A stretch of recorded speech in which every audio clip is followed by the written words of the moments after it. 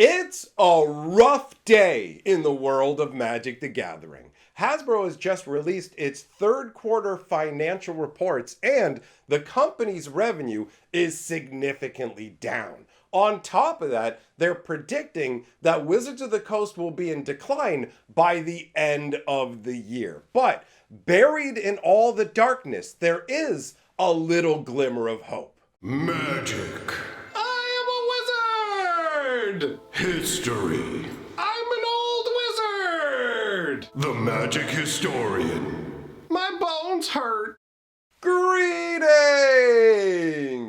owners of fine luxury cardboard rectangles. My friends, I hope the day finds you well because we have gathered for a big installment of Mega Magic News Hasbro Financial Devastation Edition. So, most of what we're going to talk about today is pretty rough. There is a little bit of hope, but if you just want to enjoy yourself with some Magic the Gathering goodness, I'll let you know, I just released a brand new lore video about Duskmourn over on my Magic the Gathering lore channel, Fantasy Geographic, and it talks about a bunch of the very interesting legends from the Duskmourn set. So I will leave a link to that down in the comments below if you want to enjoy that instead of hearing about the bad news, or you just want to check it out afterwards. Now, let us dive in to the meat of the discussion. Hasbro has released its third quarter report, and it paints a pretty grim picture. And these reports are meant to buoy up the spirits of shareholders, but are also required to actually accurately represent the current state of the company. So you can learn a lot about what's going on by taking a look at the numbers. Starting out with the fact that Hasbro's revenue is down by 15% this quarter. That is absolutely brutal. When you look over all the different numbers that we're getting here, Wizards and the digital gaming segment is down by 5%. Now that is not specifically attributed to Magic the Gathering. So remember that when it comes to Wizards of the Coast, they are now Wizards of the Coast that makes Magic the Gathering, they make D&D, but it's also the digital gaming segment because Hasbro has lumped it all together into one particular division. So what happens is things like Magic the Gathering's earnings are offset by losses in other areas or maybe just not making quite as much money. So if you take a look back roughly 1 year from now, so the 2023 quarterly report, they were getting banger numbers from Baldur's Gate and Monopoly Go. Two vastly different games. Baldur's Gate being a surprisingly awesome video game where it's not laden down with a bunch of microtransactions. Honestly, it kind of turned the games industry on its head because a lot of AAA games are like, we're going to sell you the shell of a game and then we're going to charge you for everything you do. It'll cost you 25 cents for every step forward you want to make in the game, right? So Baldur's Gate said, no, we're not doing that. And it took the world by storm. It's a great game. I have a copy myself. I think it's fantastic. Monopoly Go is on the other side of the coin, where it's absolutely about extracting as many little microtransactions as possible from a game that I detest. I find Monopoly to be one of the worst board games ever created. I am not a fan of it. But regardless, it brought in Wizards crazy money. And Monopoly Go is still generating millions of dollars a year later. But Baldur's Gate 3 is definitely declining because when it comes to games like this, like I said, there's no microtransaction stuff like that. So you buy the game and you're pretty much done with it unless you want to buy some extras like the special soundtrack, something like that. So ultimately, Baldur's Gate will continue to decrease and Wizards of the Coast doesn't have a reasonable replacement for that income. So even though Monopoly Go is still pulling down some money, overall, that is trending downwards. Magic the Gathering revenue is up in the tiniest little way imaginable, 3%. So they are making a little bit of headway, and that's on the back of multiple successes in Q3. One is Modern Horizons 3, and that being successful is going to essentially lead to more bad times for Magic. But on the other side of the coin, the other set that's responsible for Q3 success is Bloomborough, okay? And Bloomborough is where we get that glimmer of hope. We'll talk about that a little bit more when we get further on in the video, but I just want to continue on with the numbers that we have here in terms of the other departments in Hasbro and what's going down, right? So their consumer brands are suffering horrifically. Consumer brands being different toys. So Hasbro has a few toys that are still doing okay. You've got things like Beyblade, Transformers, Furbies, but at the end of the day, they're not pulling down the crazy numbers that you would hope for. The fact that they're leaning on old school weirdness like Furbies is kind of rough. And Hasbro has divested themselves of a ton of stock. They're not able to keep up in the current world. They are getting beat by their competitors, so other toy companies are taking market share from them. Hasbro has had a softened demand for their product, and they've basically had to offload tons of stuff on clearance and overall stop carrying nearly as many toys in inventory because they've blown it in a number of ways with terrible licensing options in the past where they, hey, let's make Rose Tico for Star Wars and other toys that like nobody wants. So you combine the fact that they've made a bunch of terrible decisions with the fact that the toys that they have to offer aren't really catching the imagination of today's kids, right? Children, first of all, are more digitally minded these days. It still blows my mind to see on the bus, here's like a 4 or 5 year old, and it's like they've got a cell phone in their hand or a tablet in their hand. I get why the parents do it because, hey, keeps the kid quiet, gives them a little bit of peace. But at the end of the day, what's happening is the newer generations are bonding more and more with technology, and physical toys, they're falling by the wayside, with the exception of a few brands out there that unfortunately aren't owned by Hasbro. So they are getting decimated in consumer products. And then that decimation is nothing compared to their entertainment segment, where they're down like 86, 85%, some crazy number, which is so wild because I didn't realize this when I was a kid, but Hasbro was responsible for a bunch of TV shows that I watched and toys. G.I. Joes, things like that were huge, owned by Hasbro, the old cool D&D cartoon, although that obviously not nearly as big as G.I. Joe. But G.I. Joe, Transformers, they had these really popular television shows, and they use them to sell these toys, and they were an unstoppable juggernaut. But now, Hasbro doesn't have anything like that. And they tried to have this big movie house production studio, but they had to sell it off at a massive loss, right? So they're still trying to make up for that loss. That led them to do massive cuts to their actual employee base as well, where they're like tightening things up. So they hacked off a bunch of employees and are actually still in the process of letting people go. So this has had a long-term impact, and Hasbro's entertainment division is essentially gutted and is barely making any profit, which is bad news because having TV shows and successful movies really helps to move product, right? We're going to have to wait and see what happens with the Magic Netflix show because that was originally announced like 3 years ago. And then it just fell apart. They scrapped everything, and I mean everything. The voice recordings, the scripts, everything. They went through 3 or 4 different producers, and now Netflix has announced it again like it's something brand new because they have a new production team going on and they're going to do everything brand new with it. But I expect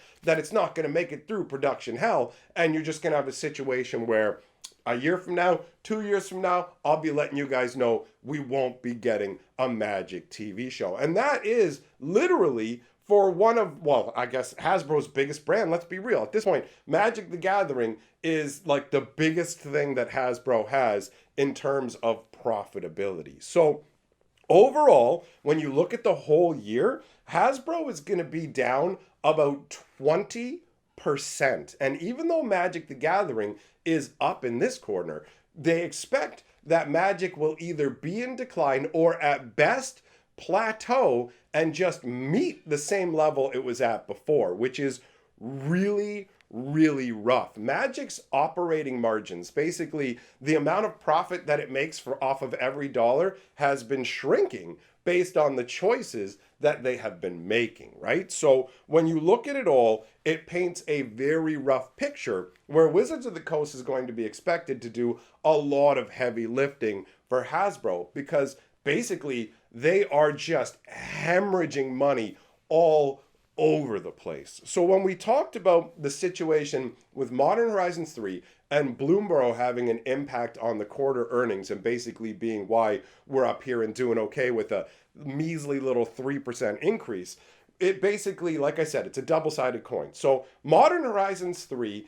is the rotation of Modern, where they go, check it out, we're going to power creep Modern and you're going to be forced to play with the new stuff, right? I hope you like energy, because that's the current foreseeable future. Look at situations like Lord of the Rings. This was pushed into Modern, right? The One Ring is one of the most ubiquitous cards in Modern, because Wizards obviously made it an overpowered card, and they refused to take action on its effect in the overall Modern environment because they just want to keep selling the Lord of the Rings stuff while they have the license. So they're not making decisions based on the long-term health of the game. They're making decisions based on short-term profits. Modern Horizons 3 is more of the same. Make overpowered stuff, put it into Modern, force the Modern players to buy it, and have it at an exceptionally high price tag in the first place to buy. So you put that together and it gooses the profits short term. But to repeat that,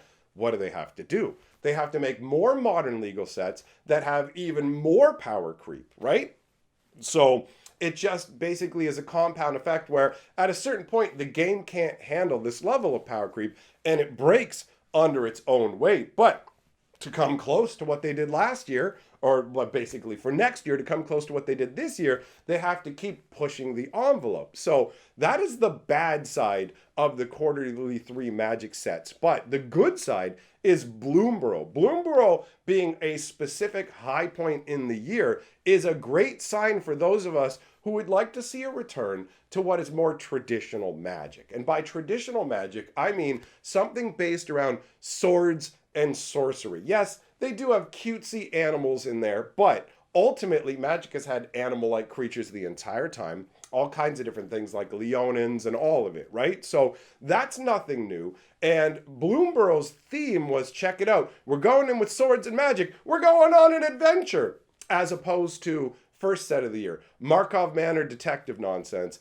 and then Thunder Yeehaw, boop, boop, boop, boop, boop, right? Things like that. So Duskmourn also is another gimmick style set where it's like, hey, check it out. We got all the different horror guys, you know, but Bloomborough is the only set that we got all year that actually feels like what Magic's original IP, original flavor feels like, ultimately. It's not like Bloomborough is perfect, but it is a shining moment in the actual set design overall for the year. And the fact that it's done really well means that Wizards of the Coast is bound to learn from that experience, because while they made a chunk of money off of Thunder Junction, they had to do some manipulative moves where they shipped it early to switch which quarter some of the earnings would be reported in, and Thunder Junction's actual world building is considered a failure internally. So we're pretty much guaranteed to not go back to Thunder Junction. Bloomborough going, yo, bro, awesome world and profitability equals Wizards of the Coast in the future, hopefully making better choices and going, let's return to what we're more traditionally known for. Now, it does take time for this kind of stuff to come into effect, so I don't expect these changes to actually happen until probably like 2026. Next year is going to be massive universes beyond, right? Multiple Marvel sets, Final Fantasy, plus a slew of secret layers.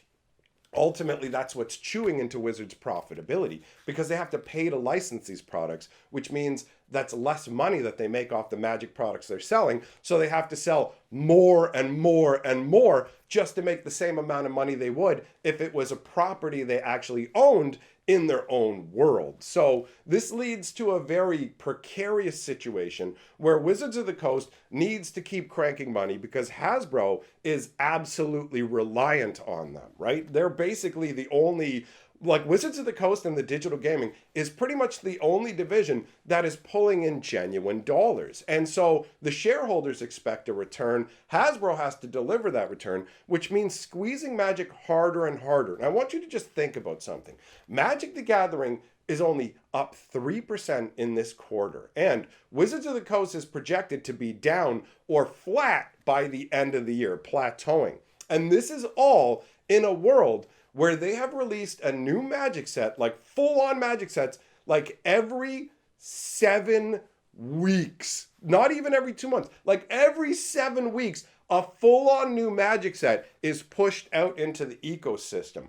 Bloomburrow into Duskmorn, 7 weeks between them, right? And then Foundations, 7 weeks after that. The only point we actually got a break at was because Thunder Junction had the big score set pushed into it. And the only reason the big score was pushed into it was because they realized that aftermath style sets like the big score are absolutely a disaster and they can't sell them properly. So they had to admit defeat and shove it in there. So where do we go from here? How do you even up the production schedule? How do you make more sets while at the same time cutting down on costs in terms of workers, right? So this is going to lead to more likely an accelerated pace even faster. Maybe we'll be getting down to every 6 weeks there'll be a new Magic set. And there's less and less time for iteration on design and actual testing. Look what happened with Modern Horizons 3. Yeah, it was a banger set, but it had some real flaws considering things like Nadu, which was literally targeted at Commander, was not tested at all and was just pushed out there and literally broke Modern. This model of business is not sustainable, but the people at the top of Hasbro don't care because it's not about keeping Magic going forever. It's about getting to the next stop. Just keep us patched up. Okay, we're bleeding out a bit, but as long as we can limp to the next stop, it is absolutely unsustainable. Magic the Gathering is reaching that plateau level point where, yes, the universe is beyond stuff does bring in new people, but the problem is it doesn't retain these people. And Wizards of the Coast is facing the fact that its player base is aging out. According to their stats, the average Magic player is 30 years or older, and there's less and less new blood coming into the game. Combine that with the fact that by shirking their basic like IPs and going off in all these different directions, they're losing a lot of their more stable long-term customers that would spend thousands of dollars a release. So they're courting Johnny-come-latelys at a higher cost because they have to pay more for the IPs, and then they end up not getting to keep these people around. So you get short-term little bursts, but ultimately you have a long-term malaise where the power creep can't stop. Every set has to be more powerful than the previous set, and they have to keep trying to reach out where not only are a bunch of Universe Beyond sets being created where they go outside the worlds of Magic, but the in-universe worlds are gimmicky, essentially Universe Beyond worlds, but just pretending to be in the Magic world. In 2025, we are going to get a wacky death race set. We're going to be getting a weird space opera set. We are going to be returning to Lorwyn, but I strongly suspect that they're probably going to reskin Lorwyn as some other world they want, the same way they did with Kamigawa, where they said, we're never going back to Kamigawa. And then one day they went, we're going back to Kamigawa, but also it's 1,000 years in the future and everything's high tech. And it's like, so this isn't really Kamigawa, is it? And it's like, yeah, it is, but pretty much in name only with a few little bit of flavor nods, but ultimately doesn't feel like the same world at all and is very much about introducing new high-tech stuff like Kaido with his raccoon drone and all this stuff that genuinely didn't feel like Magic the Gathering. So they're sacrificing their brand's identity. They're overpaying to get all these different outside properties. They've already done Lord of the Rings. We're moving into Marvel, which I do expect to help them do some banger numbers in the short term, right? Marvel is going to pull down some serious bank, most likely. And Final Fantasy won't do too shabbily either, because Final Fantasy is a good property. But where do we go from here? Lord of the Rings into Marvel, essentially just to keep things roughly the same way they are, where Hasbro is still demanding they increase profits every year, not just keep things the way they're going, but increase profits every year. What do they do in 2026? What can they announce that's big enough to be on the level of Marvel, right? Like, we are in a situation where they are just strangling that golden goose, smacking it against the wall, going, get the eggs out of there. And it's like, so that goose ain't gonna live from you bashing against the wall, bro. Like, yes, the goose will live forever because we demand it. So Hasbro's squatting over Wizards of the Coast, extracting as much cash as they can from them. And the numbers that we're seeing make things look really rough for the future. So that wraps up what I have to say about what's going on with the quarterly report. Like I mentioned, if you want to check out some fun Magic lore, head on over to Fantasy Geographic, where I have a bunch of fun stories, including the new video talking about all the legends from Duskmourn, and some of them really do have an interesting story behind them. So thanks for coming by and hearing what I have to say. I'll be doing a live stream over on my live stream channel tonight. You're welcome to come by and hear about the adventure that I'm going on this weekend. It's going to be a good time. Other than that, I just want to say a big thank you to my patrons for supporting my channel. You guys rule, and I will see you all in the next video.